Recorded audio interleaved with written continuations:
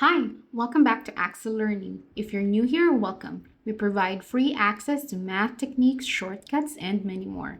In today's video, we'll be learning a technique how to multiply any number with 9. In this example, 234 times 9. Step 1. Insert a separator before the units digit of the multiplicand.